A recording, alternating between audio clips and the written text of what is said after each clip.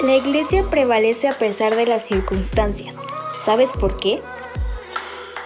Porque la iglesia eres tú y soy yo. Somos aquellos escogidos para anunciar el mensaje de amor, un amor que nos acerca, nos vuelve una familia. Llevemos este mensaje a todo mundo, corramos la carrera y contagiemos de vida a los que nos rodean. Amemos y sirvamos como Jesús lo hizo. Es tiempo de resplandecer como la iglesia de Cristo.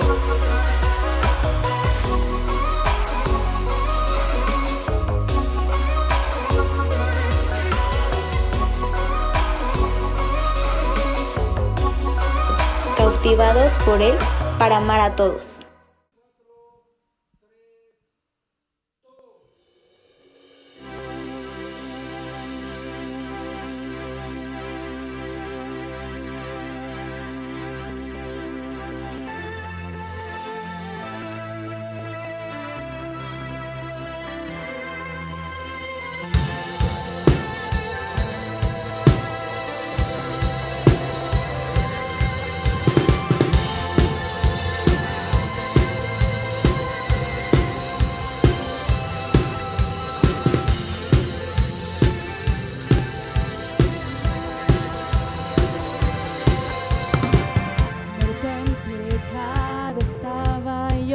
En gran angustia y dolor, lejos de ti, lleno de temor.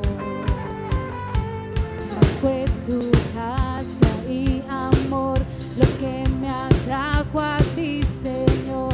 No más esclavo, ahora hijo soy.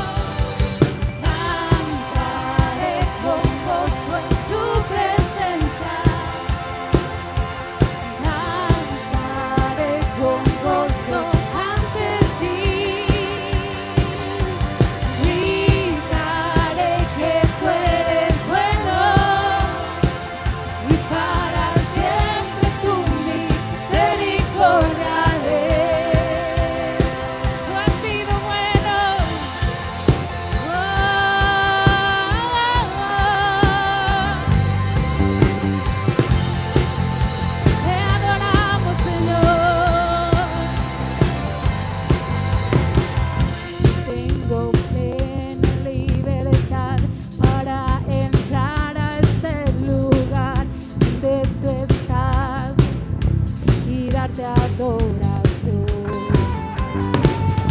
Cambiaste el duelo en danzar, alegre en ti puedo confiar. No más no esclavo, ahora hijo soy. Cambiaste mi lamento en danzar, sanaste todo mi dolor.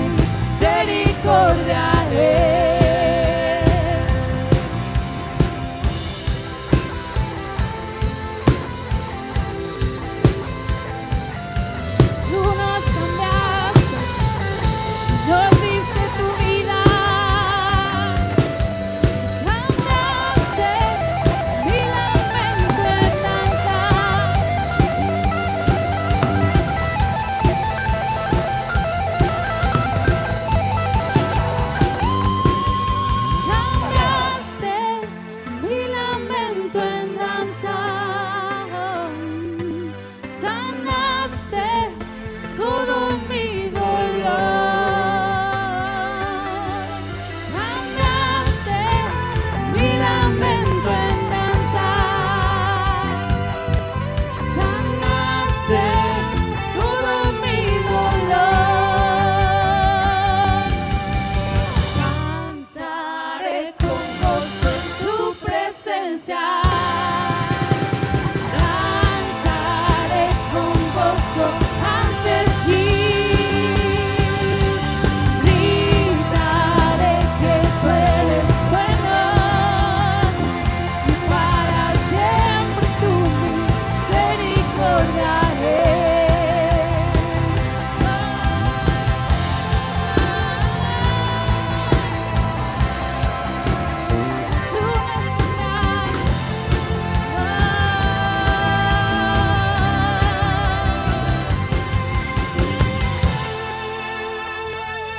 Adoramos, Jesús, tú eres digno. Tu nombre es digno, Señor. Tu nombre levantamos, Señor, ofreciéndote lo mejor.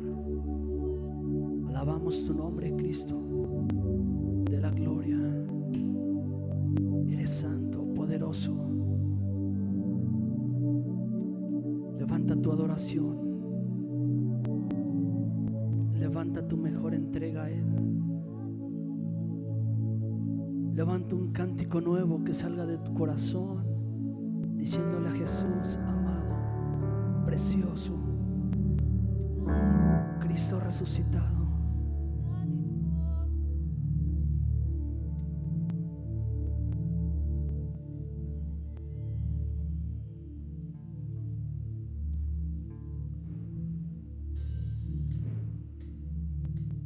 Digno es tu nombre, Señor.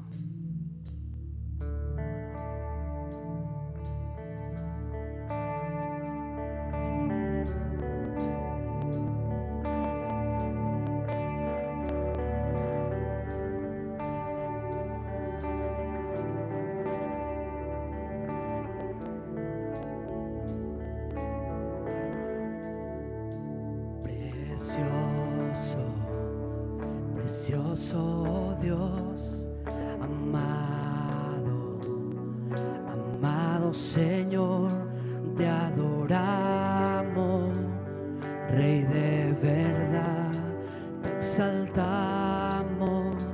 Príncipe de paz, hermoso, hermoso Jesús, tus ojos llenos de amor, tu vida diste en la cruz, moriste pensando en mí.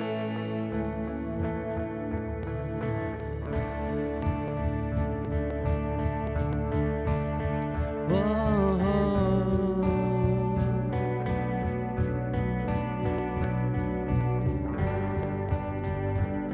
Vamos, su nombre levantamos, Jesús.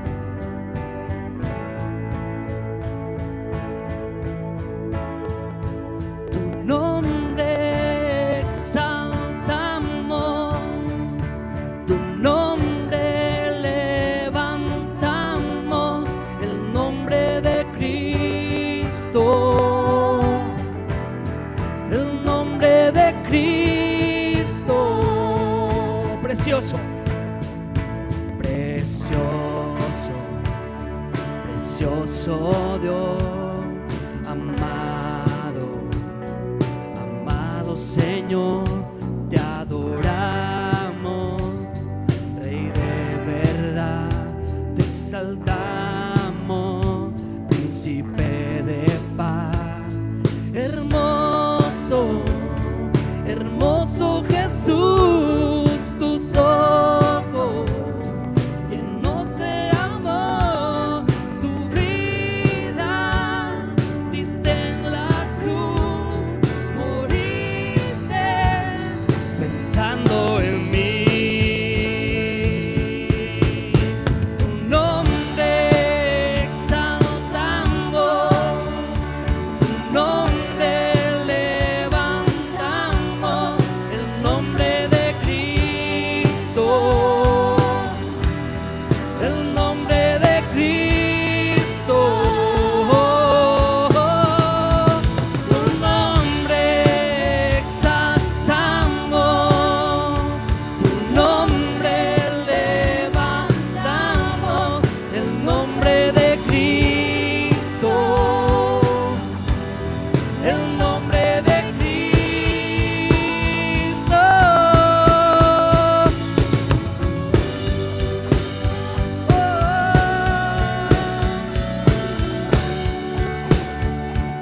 nombre levantamos, Cristo.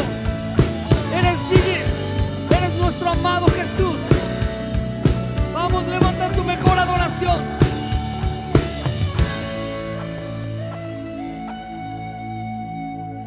Tu nombre exaltamos, tu nombre levantamos, el nombre de Cristo, el nombre de Cristo. Tu nombre exaltamos, tu nombre levantamos, el nombre de Cristo, el nombre de Cristo. Tu nombre exaltamos, tu nombre levantamos, el nombre de Cristo, el nombre de Cristo.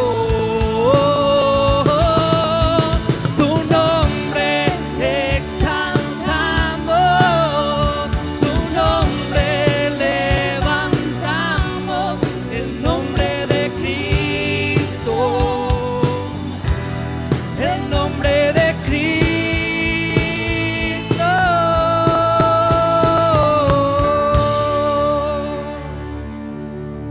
Levantamos tu nombre, Jesús, el nombre de Cristo siempre en alto. Eres digno, Jesús.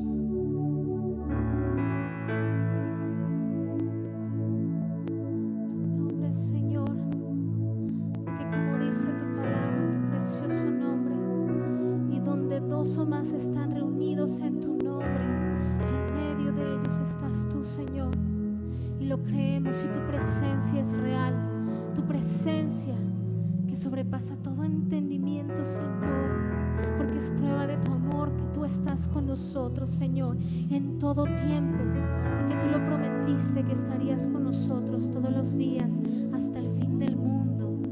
En esa presencia nos gozamos, esa presencia de Dios, que es Dios mismo con nosotros. Esa presencia amamos, oh, esa presencia que quita todo temor, que nos muestra la magnitud de tu amor, Señor.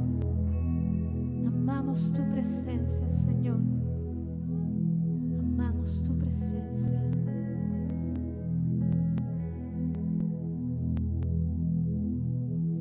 Eres mi respirar, en cada paso que yo doy.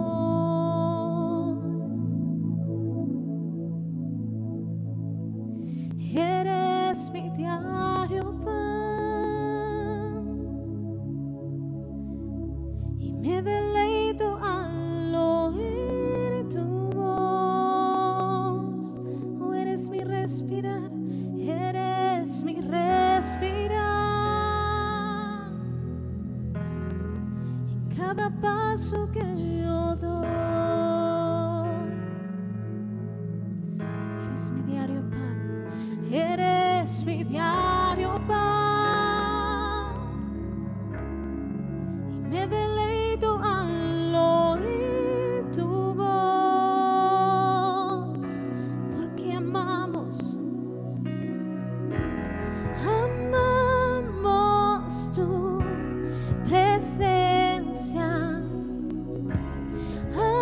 amamos tu presencia, amamos tu presencia. Eres todo aquí, eres todo para mí. Oh.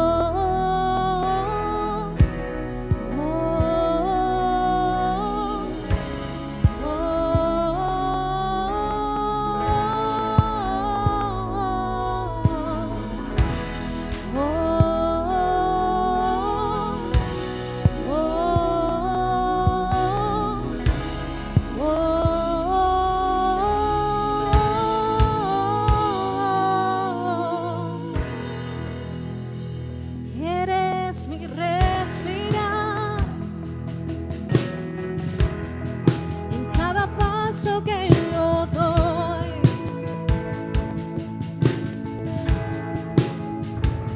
Eres mi diario pan y me deleito al oír tu voz, porque amamos, oh amamos tu presencia. Amamos tu presencia. Amamos tu presencia. Amamos tu presencia. Eres todo aquí. Eres todo para mí. Oh, amamos, amamos. Amamos tu presencia. Amamos. Amamos tu presencia. Amamos tu presencia. Eres todo aquí. Eres todo para mí. Oh,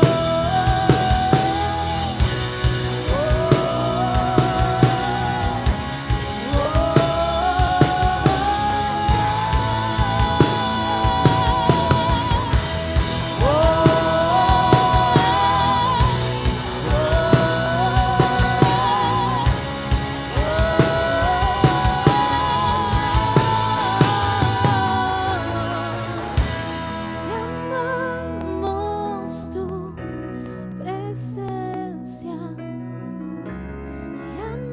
Amamos tu presencia. Amamos tu presencia. Eres todo aquí. Eres todo para mí. Amamos tu presencia. Oh, amamos. Amamos tu presencia. Amamos tu presencia. Eres todo aquí. Eres todo para mí. Oh,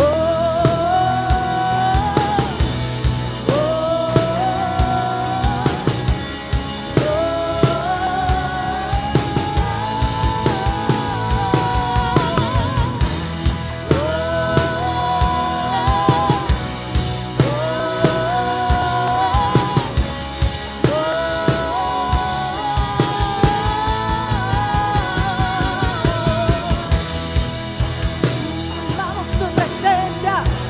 Declaramos que tu presencia está aquí, que tu presencia es real, que tu presencia nos consume. Oh Señor, a tu presencia se doblará toda rodilla y en tu nombre toda lengua confesará que tú eres el Señor. Y tu presencia nos transforma, y con tu presencia el cielo y la tierra uno son, Señor. Amamos tu presencia. Oh, amamos. Amamos tu presencia.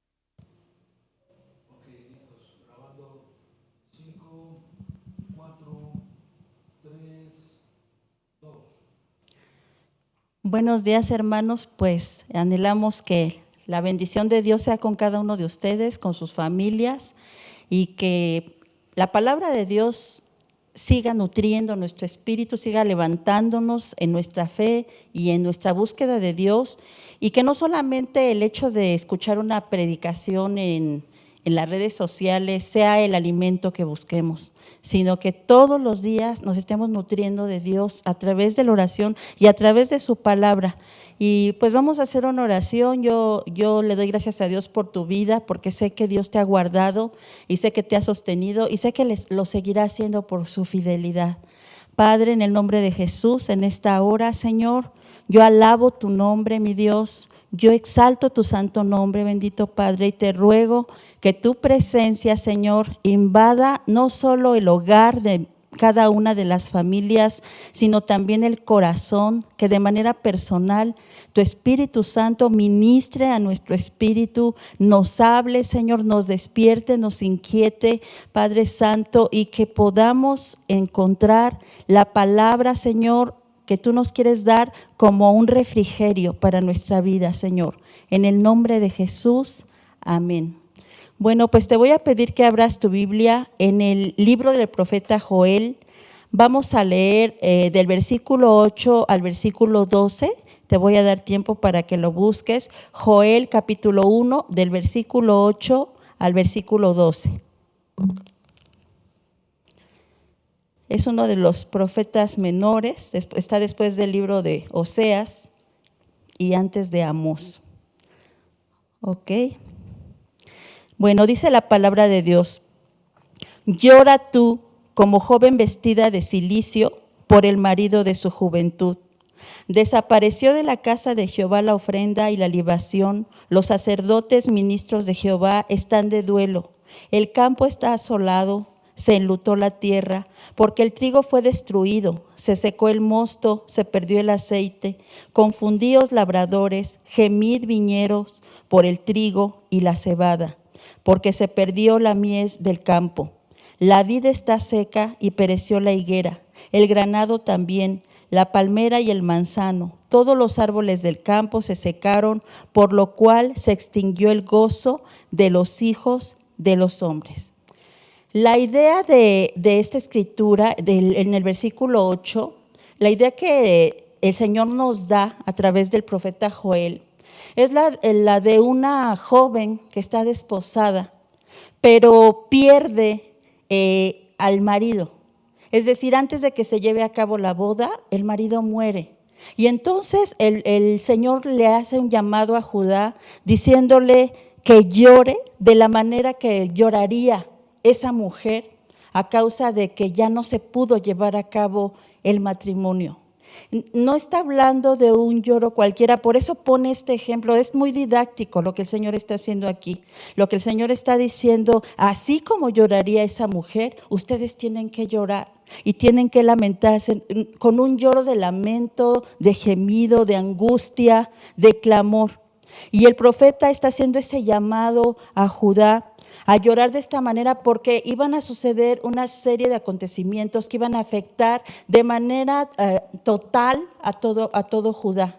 Y después sigue diciendo en el versículo 9: desapareció de la casa de Jehová la ofrenda y la libación, los sacerdotes ministros de Jehová están de duelo. Estaba hablando de ese momento en el cual el templo de Jerusalén iba a ser saqueado y iba a ser derribado. Está haciendo un llamado a llorar delante de Dios porque esto iba a pasar.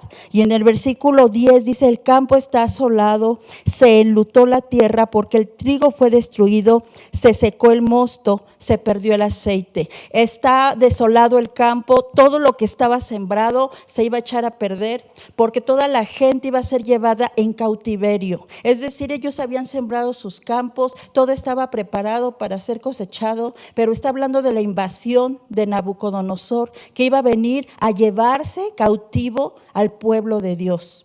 Y en el versículo 11 dice: el campo está asolado, se enlutó la tierra porque el trigo fue destruido, se secó el mosto, se perdió el aceite. ¿Qué está haciendo Dios? Les está recordando que todos estos acontecimientos que iban a pasar en el pueblo eran el resultado del pecado del pueblo.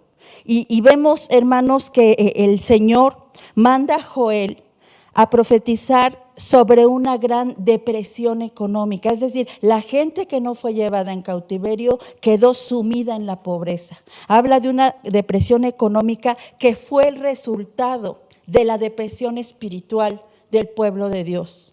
Pero lo interesante de todo esto y la idea principal de la cual hoy vamos a hablar es justamente que Dios quiere que nosotros seamos sensibles a la necesidad, que podamos tener la decisión y la determinación de poder mirar que las cosas que suceden se pueden frenar, se pueden evitar cuando nosotros nos volvemos a Dios. Generalmente la gente mira al Dios del antiguo pacto como un Dios severo, como un Dios que no tiene misericordia, que quizás manda juicios, que quizás manda hambre, que pone enemigos en contra del pueblo de Dios. Y miramos el nuevo pacto y miremos a Jesús como aquel que es amor, misericordia, pero Él es el mismo. Lo que está sucediendo es que en el antiguo pacto Dios nos enseña qué hacer. Y en el nuevo pacto Dios nos enseña a través de Jesucristo cómo hacerlo. Es decir, cuando Dios está pidiéndole al pueblo sensibilidad, le está pidiendo al pueblo intercesión a favor del mismo pueblo, Jesucristo nos viene a enseñar la manera de cómo debe hacerse. Dice, llora como la novia que se quedó sin marido. Y Judá no fue sensible a la voz de Dios. Ahora, hermanos, la sensibilidad es un regalo que viene de parte de Dios y es una evidencia de que Cristo mora en nosotros. Una persona que es sensible al dolor y a la necesidad de otro tiene la característica de reflejar a Jesús. Entonces yo consideraría la sensibilidad como un don de Dios. En Génesis capítulo 2, versículo 7, vamos a ver que el Señor dice aquí, entonces Jehová Dios formó al hombre del polvo de la tierra y sopló en su nariz aliento de vida. Y fue el hombre un ser viviente. Fue Dios quien sopló vida en el hombre. Y le hizo, dice, un ser viviente, un ser que siente. Un ser, hermanos, que tiene la esencia de Dios en sí mismo. Y Cristo, hermanos, vino a este mundo a enseñarnos a sentir lo que Él siente y a tener esa misericordia por los demás que Él tiene por los demás. Él quiere que nosotros miremos a nuestro alrededor, al mundo, a la gente, como lo mira Él. Quizás nos parece muy complicado, pero sabes que cuando Cristo mora en nosotros, hermanos, nosotros empezamos a mirar como Cristo mira a los demás. Sensibilidad, quiero darte solamente una pequeña, el sentido de sensibilidad en una idea muy breve. Sensibilidad dice que es el valor que reside en cada uno de nosotros y es la capacidad que tenemos los seres humanos para percibir y comprender el estado de ánimo, el modo de ser y de actuar de las personas, así como la naturaleza de las circunstancias y los ambientes. Pero mira para qué tenemos la sensibilidad, para actuar correctamente en beneficio de los demás. Esta sería una forma muy, muy práctica de entender qué es ser sensible. Y vamos a ver que el hombre tiene la facultad de ser sensible, y esto me refiero al hombre en general, aún el hombre que no tiene a Cristo. Tenemos dos clases de sensibilidad. La primera es la sensibilidad física. Esta es la que hace que nuestro cuerpo pueda percibir, por ejemplo, el dolor. La sensibilidad física es la que nos hace cuidarnos, es como un mecanismo de defensa. La sensibilidad es, por ejemplo, cuando cocinamos y vemos que el aceite salta, nuestro primer impulso es cerrar los ojos y cubrirnos la cara. ¿Por qué? Porque es un mecanismo, somos sensibles y queremos evitar a toda costa el dolor. O cuando se nos cae un objeto pesado, lo primero que hacemos es quitar el pie para que no nos caiga encima. Son mecanismos de defensa. Todos los seres humanos tenemos sensibilidad física. Si alguien nos golpea, nos duele, ¿verdad?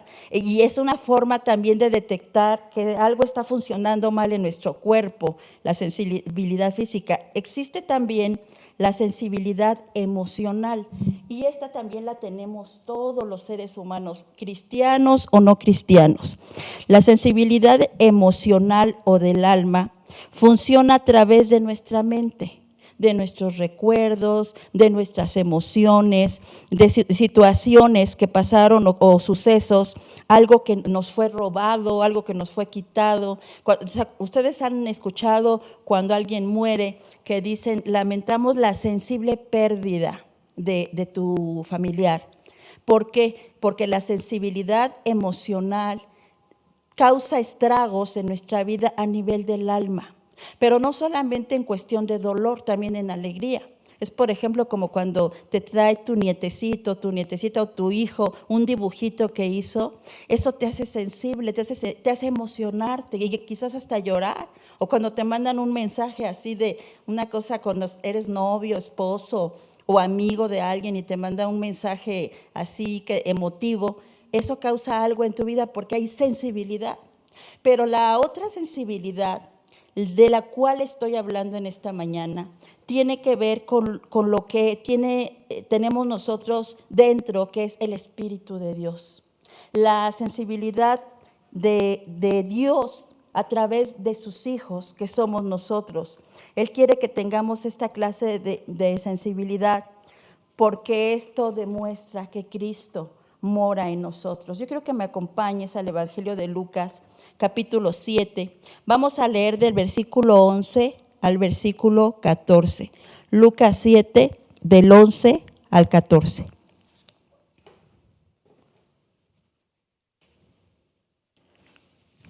Dice aquí la palabra de Dios, vamos a leer.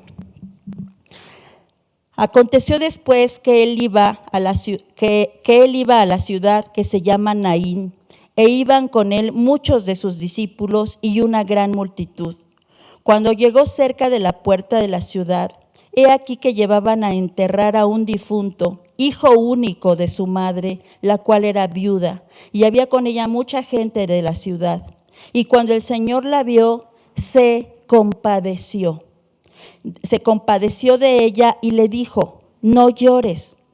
Y acercándose tocó el féretro, y los que lo llevaban se detuvieron, y dijo: joven, a ti te digo, levántate. Entonces se incorporó el que había muerto y comenzó a hablar, y lo dio a su madre. Y todos tuvieron miedo y glorificaban a Dios diciendo: un gran profeta se ha levantado entre nosotros, y Dios ha visitado a su pueblo. Lo que vemos aquí, hermanos, en esta escritura, es que Jesús, al pasar por esta ciudad, dice que mira un cortejo fúnebre y mira que va una mujer, y es muy significativo esto, hermano, cuando hablamos de sentir el dolor de los demás. Él fija sus ojos, en medio de esa multitud, él fija sus ojos directamente en la madre de ese joven. Y dice que, la palabra aquí, el escritor de Lucas nos menciona dos cosas importantes que Jesús pudo ver. En primer lugar, dice que él era hijo único de esta mujer, pero después dice que ella era viuda. Estas dos cosas provocaron en Jesús algo, provocaron compasión. Y sabes que Jesús en ese momento pudo mirar que si ese hijo vivía, iba a ser la gran bendición para esa mujer que ahora iba a quedar desamparada y iba a quedar sola. Es interesante, hermano, que podamos notar todo esto. En el antiguo pacto, Dios llama a su pueblo a tener compasión, a tener empatía, a tener tristeza por las situaciones que pudieran pasar. Pero en el nuevo pacto, Jesús, de manera gráfica, de manera así que podemos palpar, nos muestra cómo es que se tiene que hacer. Y tú puedes ver en el ministerio de Jesús una y otra vez cómo es que Él es sensible. Y sabes que eso es lo que Dios quiere en nosotros, hermanos. A veces nosotros nos perdemos en tantas cosas que queremos hacer o en querer quedar bien, pero sabes que lo que Dios mira es el corazón. Escuché el testimonio de una judía. Ella comenta que pues, su esposo era rabino. Ellos vivían en un lugar a donde vivían diferentes personas de diferentes culturas en Nueva York. Y ella comenta que en la calle donde ellas vivían, vivía una familia católica que a ellos siempre los rechazó. Pero resulta que el padre de familia muere y entonces su esposo de esta judía, que era rabino, le dijo: voy a ir a esa casa a darles mi pésame. Y fue ella con él y ella se quedó en la puerta y él entró y atravesó toda la sala, porque al final del lugar donde estaba el féretro estaba el hijo de este hombre que había muerto. Entonces el rabino va, lo abraza y se queda un buen rato con él abrazado y se retira, le dice: vámonos. Fue todo lo que hizo. Con el pasar de los años el rabino muere y entonces este joven se presenta al funeral del rabino y le da el pésame a la esposa de él. Y ella aprovechó esa oportunidad y le dijo: sabes que yo siempre tuve una duda. Cuando fuimos al funeral de tu padre, ¿qué te dijo mi esposo? ¿Qué tanto te dijo que duró tanto tiempo abrazado de ti? Y el joven le dijo: lo que su esposo hizo por mí ese día quedó marcado en mi corazón, porque él no me dijo nada. Él solamente lloró conmigo. Y sabes que eso es lo que marca la diferencia. Eso es lo que hace, hermanos, que podamos nosotros manifestar la vida de Cristo en nosotros. Cuando vemos a un Jesús sintiendo dolor por esa mujer viuda que estaba perdiendo a su hijo, nos está dando una gran lección. Si tú escuchas los mensajes de Jesús, las parábolas, el sermón del monte, son predicaciones, son enseñanzas, pero en pasajes como este que acabamos de leer, son lecciones de vida lo que Él nos está dando. Y Él aquí nos muestra la misericordia que Él tiene, porque quiero que sepas que compasión no es lástima. Debemos definir muy bien esto, porque a veces nosotros lo que sentimos es lástima.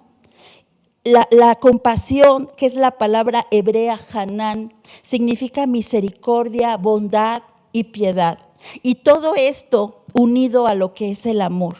Entonces, la lástima siempre se va a quedar en el área de la sensibilidad emocional. Cuando tú sientes lástima por alguien, podemos ver, por ejemplo, un hombre sin zapatos y sentir tristeza. Acuérdate que la tristeza es un sentimiento del alma. Entonces tú sientes tristeza por ese hombre, incluso puedes llorar de verlo sin zapatos. Pero mientras todo se quede en ese terreno de la emoción, no fue más que una sensibilidad almática la que tuvimos en ese momento. En una ocasión me decía mi esposo que venía en el metro y entonces dice que se subió una persona sin piernas al metro y empezó a limpiarle los zapatos a la gente para que le dieran una moneda. Y frente a él venía una mujer con su hija. Y entonces dice mi esposo que la hija empezó a llorar y su mamá le decía: ¿por qué lloras? Que le dijo: es que me da lástima. Eso es emoción. Pero lo que el Señor nos está mostrando en la Escritura es otra cosa, porque Él está hablando de tener una sensibilidad que tenga que ver con el Espíritu Santo morando en nosotros. Y ese tipo de sensibilidad nos va a llevar a la acción. Jesucristo no dijo: pobre viuda, es viuda y su hijo ya se lo llevan a enterrar. Él actuó. ¿Y sabes qué hizo? Usó el poder que tenía en él para resucitar al hijo. Y nosotros tenemos ese mismo poder, hermano. Cuando nosotros vemos una necesidad y vemos una situación difícil que aún se escapa de nuestras manos, porque hay cosas que podemos hacer humanamente, quizás regalar una moneda, quizás regalar un alimento, pero sabes que a veces lo que la gente necesita no se compra con dinero, y tú tienes que darle a esa gente que pueda recibir esas cosas. Puede recibir una sanidad, puede recibir una resurrección también, hermano. Puede ser que un espíritu inmundo que esté en esa persona salga en el nombre de Jesús, porque tú tuviste la sensibilidad y el amor para orar por esa persona. Entonces vemos aquí en la Escritura, hermanos, que cuando tú eres sensible a la necesidad del otro, vas a actuar a su favor. Vas a actuar a su favor. Dice Santiago capítulo 2 versículo 15, solamente anota la cita, te la leo. Santiago 2:15 dice: y si un hermano o una hermana están desnudos y tienen necesidad del mantenimiento de cada día, y alguno de vosotros les dice: id en paz, calentaos y saciaos, pero no les dais las cosas que son necesarias para el cuerpo, ¿de qué aprovecha? Y ese de qué aprovecha, cuando tú lees el contexto de esta escritura, está hablando de la fe. O sea, ¿de qué aprovecha que tú digas que tienes fe si estás viendo la necesidad? Y también Santiago agrega: ¿no sabéis que la fe sin obras es muerta? Ahora, podemos hacer obras movidos en el terreno de lo almático, y allí es donde yo no quiero que nos perdamos, hermano. Lo que el Señor nos quiere enseñar es que nuestras obras estén cargadas del amor de Dios, porque sabes que eso es lo que marca la vida de una persona. Cuando tú haces algo solo por hacerlo, solo por lástima, solo porque sentiste un poquito feo, eso no tiene mucho valor. Pero sabes que la persona a la cual tú le haces un bien y se lo haces con todo tu corazón y deseoso de que esa persona sea bendecido, más que lo que recibió materialmente, se va a quedar grabado en su corazón lo que recibió de ti espiritualmente. Entonces, hermanos, cuando Dios le habla a Judá a través del profeta Joel, Él esperaba que ellos sintieran. ¿Sabes que el llamado de Dios para ellos era que sintieran? Y sin embargo, vemos, ¿sabes qué les estaba diciendo? Están tranquilos ahorita, pero el templo va a ser derribado, el templo va a ser saqueado, muchos de ustedes van a ser secuestrados, muchos ya no van a volver a ver a su familia. Muchos de ustedes van a morir en el cautiverio, sus campos se van a secar. ¿Y sabes qué? ¿Cuál fue la respuesta de Judá? No lo hizo. Judá no fue sensible. ¿Qué pasa, hermanos, cuando no somos sensibles a la necesidad de los demás? Cuando por más que Dios nos llame, nos hable, nos salga al encuentro, no encuentra respuesta de parte nuestra. ¿Qué pasa cuando nada nos quebranta, hermanos?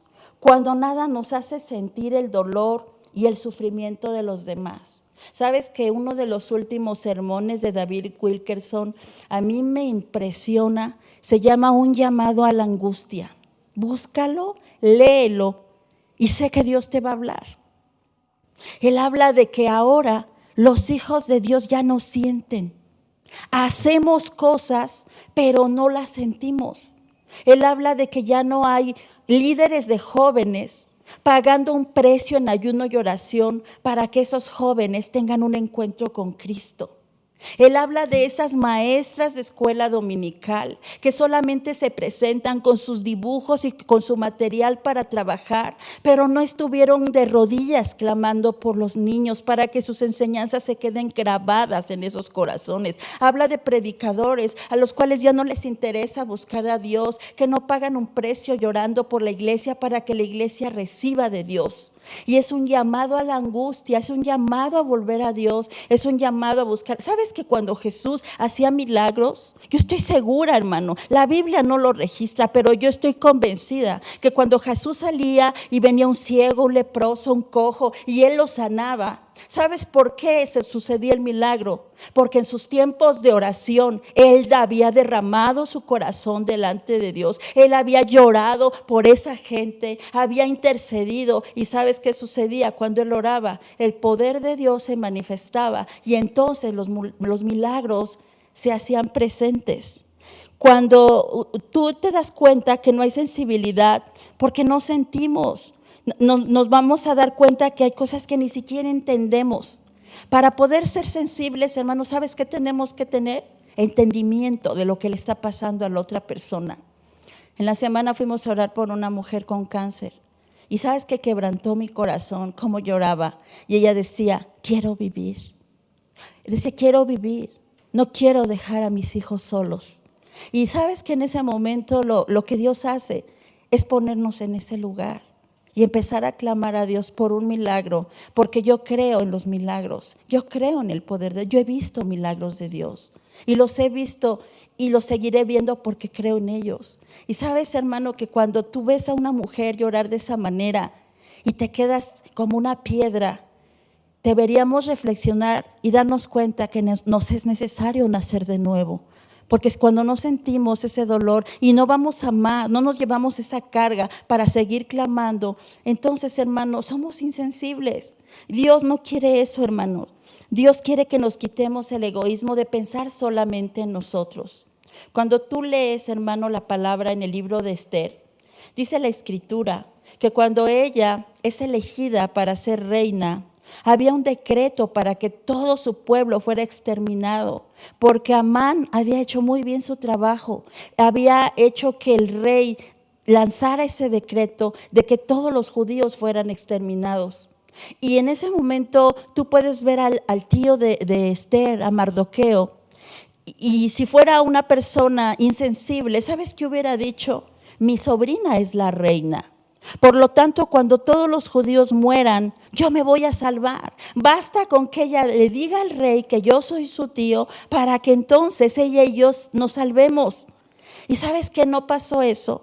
En el capítulo 4 dice que cuando Mardoqueo se entera de esto, lo primero que hace es que dice que rasga sus vestidos, se pone cilicio, se pone ceniza y corre a buscar a su sobrina para pedirle que interceda por todo el pueblo. Y sabes que en un principio Esther no lo entendió. En un principio Esther había dicho que no lo haría. Finalmente lo hizo.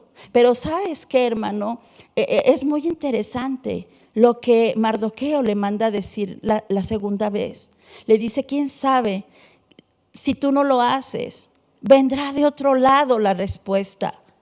Pero quizás para esta hora llegaste, para esta hora has llegado. A veces nosotros, hermanos, perdemos nuestra misión del reino por hacer nuestro propio reino. Cuando nosotros adoptamos a nuestro hijo menor, hubo tanta resistencia de parte no solo de nuestra familia, sino aún de hermanos en Cristo que nos cuestionaban por las diferentes razones de cómo llegó Él con nosotros, por el contexto del cual Él venía. Y mucha gente nos decía, están locos, sus hijos ya están grandes, ¿por qué se meten en problemas? Y efectivamente sí tuvimos muchos problemas. Y yo ya estaba fastidiada de que constantemente están mal, ¿por qué hacen esto? Ustedes ya están tranquilos, ustedes ¿por qué tienen que volver a empezar con un niño chiquito? Y con tantas cosas que nos decían. Y recuerdo que una persona muy allegada a mí, a quien quiero yo mucho, me dijo, ¿por qué? Devuélvelo, no lo tengas. Y mi respuesta fue así, muy similar a lo que Mardoqueo le dijo a Esther. Le dije, ¿sabes? A veces no sabemos que nacimos solo con un propósito. Y quizás el único propósito por el cual yo nací fue para rescatarlo a él. Porque cuando tenemos una mentalidad egoísta, pensamos en nuestro beneficio, en nuestra comodidad, en aquello que no nos quita la paz, en aquello que no nos aporta problemas. Y esa es la mentalidad de mucha gente. Pero sabes que como hijos de Dios, hermano, debemos tener la mentalidad de Mardoqueo. Él no pensó en sí mismo, él pensó en su pueblo, él pensó en lo que estaba pasando. Y sabes que a veces nosotros como iglesia en este momento, hermano, que no vemos la salida, porque es la realidad, no vemos la salida a toda esta situación. ¿No crees que sería ya tiempo de pensar que para este tiempo hemos llegado? Que Dios nos creó y permitió que naciéramos en este tiempo y que viviéramos esta época, esta temporada. ¿Por qué no nacimos en el 1800 o en el 1700 o quizás en el 2050? ¿Por qué naciste hoy? ¿Por qué estás aquí hoy? ¿Sabes por qué? Porque tú hoy conoces a un Jesucristo y a un Dios que tiene todo el poder y toda la autoridad para cambiar las cosas. Si la iglesia ya bajó la guardia en este momento y piensa que ya todo está acabado, hermano, yo te quiero decir que no es así. Porque si hoy la iglesia se levantara y si hoy la iglesia hiciera lo que Dios esperaba que hiciera Judá en su tiempo, cuando se hablaba de una gran... ¿Sabes que hoy se habla de lo mismo? Hoy se habla de una gran depresión que viene y que es inminente. Pero la pregunta es, ¿cuál es nuestra respuesta a lo que Dios nos habla? A Judá le habló Joel, pero sabes que a nosotros nos habló Ezequiel, nos habló Daniel y nos habló Juan cuando escribió en Patmos. Sabemos lo que va a venir, pero ¿cuál es nuestra respuesta? ¿Qué estamos haciendo? Esto que está pasando hoy no es nada, hermano, con aquello que está profetizado en la palabra. Y la pregunta vuelve a ser la misma: ¿qué estamos haciendo? Dice la palabra de Dios que Mardoqueo fue sensible a su pueblo. Y sabes que esa sensibilidad, esa misericordia que él tuvo, provocó que ese decreto se revirtiera y ellos no murieron, hermanos, porque alguien fue capaz de interceder. ¿Qué nos hace insensibles? ¿Sabes? Una de las cosas que nos hacen insensibles es nuestro egoísmo. Cuando solamente pensamos y no nos ponemos en el lugar de los demás. Cuando pienso solamente en mí y en lo mío. ¿Sabes que en este momento hay mucha gente que tiene la solvencia económica para poder estar guardado en su casa sin tener que salir a trabajar? Y puede salir a hacer su despensa y comprar todo lo que necesita y pagar todos sus gastos, su luz, su gas. ¿Y sabes qué? Eso nos hace egoístas. Te voy a decir por qué. Porque mientras tú no sientas que otros no la están pasando bien, que otros no tienen los recursos ni económicos, muchos se quedaron sin trabajo, muchos ya no tienen nada en la cuenta de banco, muchos ya están a punto de ser lanzados porque ya no tuvieron para pagar su renta. Pero sabes que a veces yo estoy tan ocupado en mi reino que se me olvida que yo soy parte de otro reino. Dice que reino de sacerdotes y gente santa, gente que intercede, gente que clama, gente que siente el dolor. Y esto es, hermanos, el ser insensibles, hermanos, es cuando no hemos pasado también por experiencias de dolor y de sufrimiento. Somos incapaces de sentir compasión o empatía por el otro. Acompáñame por favor a 2 de Corintios 3:14. Segunda de Corintios 3:14, yo te la voy a leer en la versión NTV. Dice aquí la palabra de Dios: pero la mente de ellos se endureció y hasta el día de hoy, cada vez que se lee el antiguo pacto, el mismo velo les cubre la mente para que no puedan entender la verdad. Este velo puede quitarse solamente al creer en Cristo. Y cuando dice aquí que ellos tienen, fíjate qué fuerte, la mente de ellos se endureció. Habla de una palabra que es en griego porosis. Y porosis más que nada tiene que ver con endurecimiento del corazón. Esa es la idea bíblica. Aunque porosis se aplica a la medicina, por ejemplo, osteoporosis, ¿verdad? Cuando las arterias se endurecen, esclerosis o algo así se llama. Pero entonces, cuando la idea que tiene Pablo al escribir en esta carta es la de la insensibilidad, la de la pérdida de la capacidad de entender o de sentir. Esa es la idea. Por ejemplo, hermanos, yo me he preguntado, cuando Pablo estuvo preso y después en sus oraciones oraba por los presos, ¿cómo crees que oraba? ¿Cómo crees que sería su oración? Era la oración de un hombre que entendía lo que era estar preso. O un sobreviviente de cáncer. ¿Cómo ora? ¿Orará igual que nosotros que no hemos tenido cáncer? No.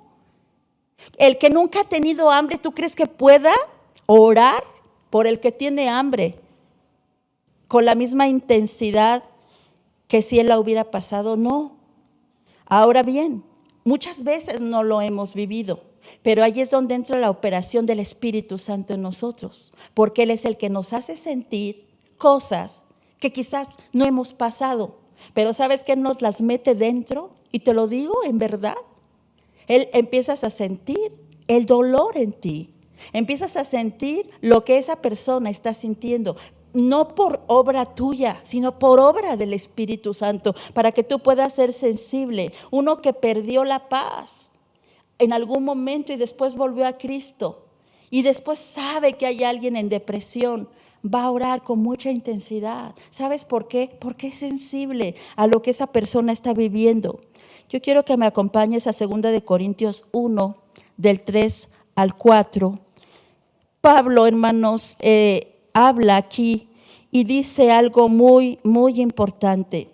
Dice: bendito sea el Dios y Padre de nuestro Señor Jesucristo, Padre de misericordias y Dios de toda consolación.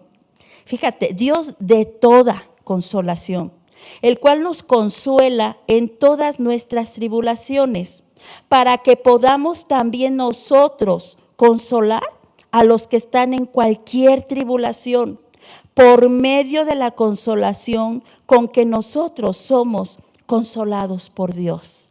Está diciendo que de la misma manera que tú experimentaste el consuelo de Dios, de la misma manera que tú en un momento experimentaste la provisión, la sanidad y la bendición de Dios, en esa misma manera tú puedas hacerlo por otros, puedas ser un instrumento, puedas ser un medio para bendecir a otros, ¿verdad?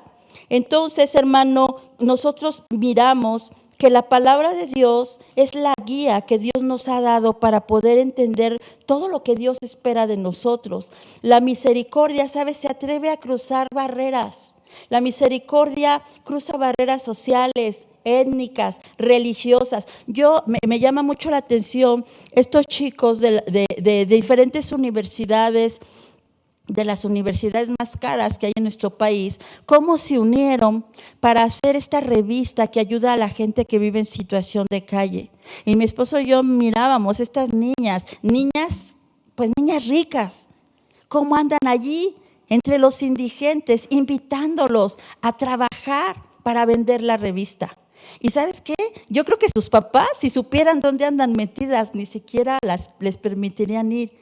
Pero a ellas no les causa asco, no les causa molestia. Ellas se acercan y invitan a la gente porque los quieren bendecir. Y te decía, la misericordia cruza barreras sociales, étnicas, religiosas. Jesús a lo largo de su ministerio nos lo muestra. Tú lo puedes ver, por ejemplo, cuando se ocupa de una adúltera samaritana para irle a ofrecer agua viva.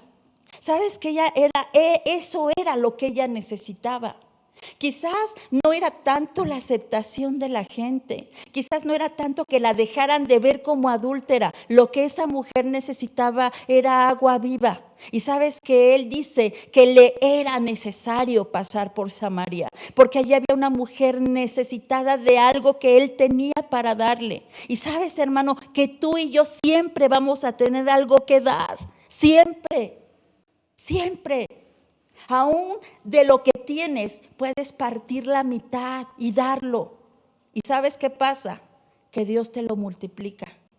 Lo hace de una manera extraordinaria. Vemos a un Jesús orando por el siervo de un centurión que era un soldado romano. Era gente, hermano, a la que quizás a los ojos de un judío no se le debería de ayudar. Y sin embargo, Jesús lo hizo. Oraba por ciegos, por leprosos, por gente rechazada. Y sabes qué, hermano, él salta todas esas barreras y a él no le importó, porque la misericordia, hermano, es lo que nos lleva a hacerlo.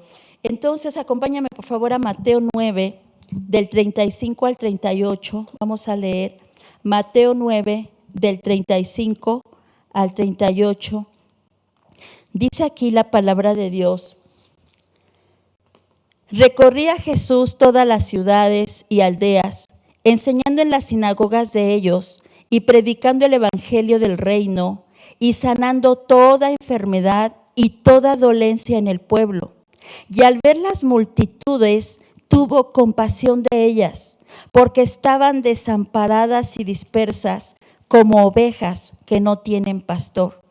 Entonces dijo a sus discípulos: a la verdad la mies es mucha, mas los obreros pocos.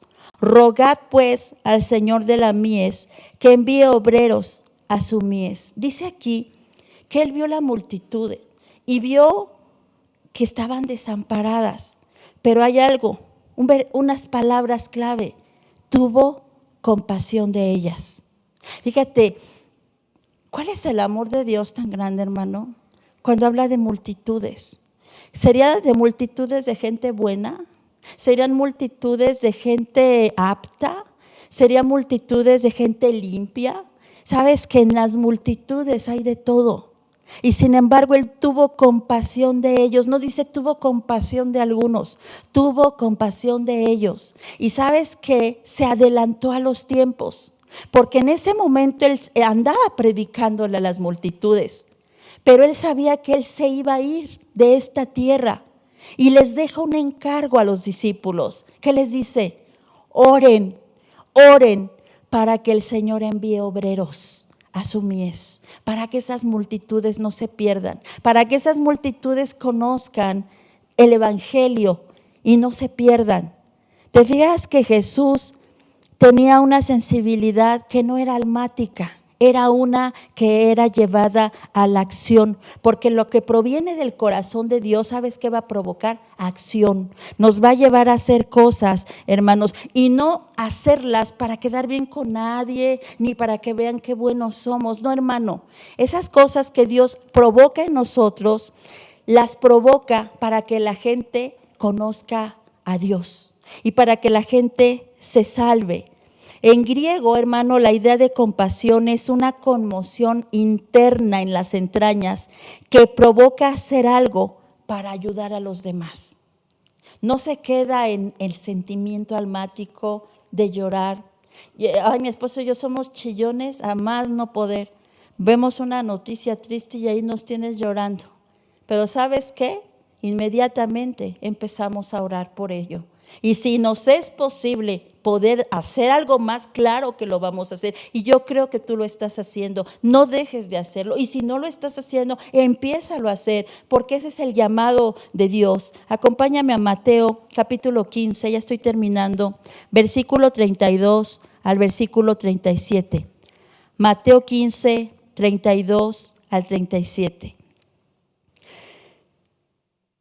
Y Jesús, llamando a sus discípulos, dijo: tengo compasión de la gente, porque ya hace 3 días que están conmigo y no tienen qué comer, y enviarlos en ayunas no quiero, no sea que desmayen en el camino. Entonces sus discípulos le dijeron: ¿de dónde tenemos nosotros tantos panes en el desierto para saciar a una multitud tan grande? Jesús les dijo: ¿cuántos panes tenéis? Y ellos dijeron: 7 y unos pocos pececillos. Y mandó a la multitud que se recostase en tierra. Y tomando los 7 panes y los peces, dio gracias, los partió y dio a sus discípulos, y los discípulos a la multitud. Y comieron todos y se saciaron, y recogieron lo que sobró de los pedazos, 7 canastas llenas. Y eran los que habían comido como 1,000 hombres, como 4,000 hombres, sin contar las mujeres y los niños. Entonces, despedida la gente, entró en la barca y vino a la región de Magdala. ¿Qué pasó aquí? Lo que podemos ver es que Jesús bien pudo haberlos despedido y que cada quien hiciera lo que pudiera. Pero sabes que la misericordia de Dios siempre va más allá de lo que la gente puede entender, porque ellos le dijeron: despídelos, pero él dice: no, porque se van a desmayar de hambre en el camino. ¿Sabes qué? Jesús estaba sintiendo lo que ellos sentían. Ellos ya habían estado un tiempo con él y no habían comido. Ahora habían recibido la palabra, pero ¿sabes qué, hermano? Que a veces nosotros allí es donde nos perdemos. Nada más recibe la palabra, pero ¿sabes que a veces la gente necesita algo más que eso? A veces la gente necesita ver, hermano, que lo que tú les predicaste tiene un sustento y que tú les estás dando un ejemplo de que lo que tú estás predicando lo estás practicando. Y entonces Jesús hace este milagro. Y ¿sabes qué, hermano? A mí lo que maravilla de la misericordia de Dios es que la misericordia provoca milagros. La misericordia provoca milagros. Hace que las cosas se multipliquen. Hace, hermanos, que el anhelo de tu corazón por ayudar a alguien, tú puedas ver la provisión para poder hacerlo. Y Dios se encarga y lo hace de una manera maravillosa. Me asombra al pensar que Dios ya había determinado que Judá iba a pasar por todo esto que iba a pasar. Pero ¿sabes qué es lo que me asombra? Que Él hace un último intento para que el pueblo sea sensible. Y les dice, lloren, lloren como si fueran una joven que tiene todo preparado para su boda, pero le dan la noticia de que su marido murió. De esa manera lloren. Y sabes que yo pienso y estoy segura que si ellos hubieran obedecido a Dios y hubieran llorado de esa manera y se hubieran arrepentido, las cosas que sucedieron no hubieran sucedido. Y tenemos un ejemplo bíblico en Nínive. Estaba determinado Dios a acabar con Nínive. Pero cuando el pueblo se volvió a Dios y ayunó y clamó a Él, Dios no envió el juicio. Y yo, hermanos, quiero preguntarte si acaso Dios no seguirá esperando de la iglesia lo que esperaba de Judá.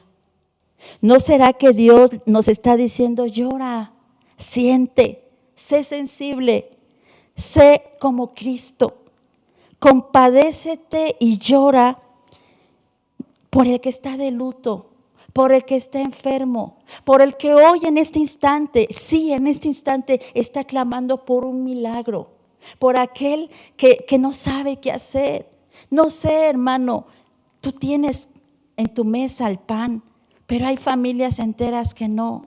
Yo quiero que cierres tus ojos y podamos meditar, hermano, en esta palabra y podamos pedirle a Dios que nos la revele, pero que también, hermanos, nos dé un corazón como el de Jesús. Un corazón que siente, un corazón que se anticipa, un corazón que sabe orar al Padre por misericordia, por provisión, por sanidad. Los milagros que Jesús hizo tuvieron un ingrediente, y ese ingrediente fue la misericordia, la sensibilidad para percibir lo que el otro sentía. Bendito Dios, en el nombre de tu Hijo Jesús, hoy oramos, Padre, delante de ti, Señor. Hoy te pedimos, Dios, que podamos entender, que no endurezcamos nuestro corazón, Padre, que así como Judá fue duro, Padre, y el juicio vino, Padre, que nosotros hoy podamos orar y clamar por nuestra nación, Padre, por todo lo que está pasando. Yo sé, Dios, que tú tienes el poder para frenar toda esta situación. Y sabes, Dios, yo lo sé. Y yo estoy segura que si eso pasara, mucha gente entendería que fuiste tú. Pero también sé que mucha gente no. Padre, y solamente tú en tu sabiduría sabes lo que vas a hacer, pero una cosa estoy segura, Padre, tú nos sigues haciendo el mismo llamado, que nosotros clamemos a ti, lloremos a ti, que sintamos el dolor de los demás, que así como te compadeciste de esa viuda que acababa de perder a su hijo, Señor, que así como te compadeciste de esa multitud que no tenía que comer y iban a atravesar el desierto, Padre, y les diste el pan, Señor, así de esa manera tú quieres que clamemos, Padre, tú quieres que oremos, tú quieres que seamos sensibles, Padre, que podamos llorar como esa joven que perdió al marido, Señor. De esa misma manera nosotros oremos por el que necesita, oremos por el que llora, oremos por el que sufre, por el que no tiene fe, por el que no tiene fuerzas, por el que está pensando en este momento en quitarse la vida porque ya no puede más, por esos padres que lloran porque no tienen que darle de comer a sus hijos, Padre, por esas mujeres que viven solas y no tienen para pagar su renta, Padre, que podamos entenderlo, que podamos ir a ti, porque la respuesta siempre vendrá de ti. Tú traerás bendición y tú traerás, Señor, provisión y sanidad y restauración, Padre.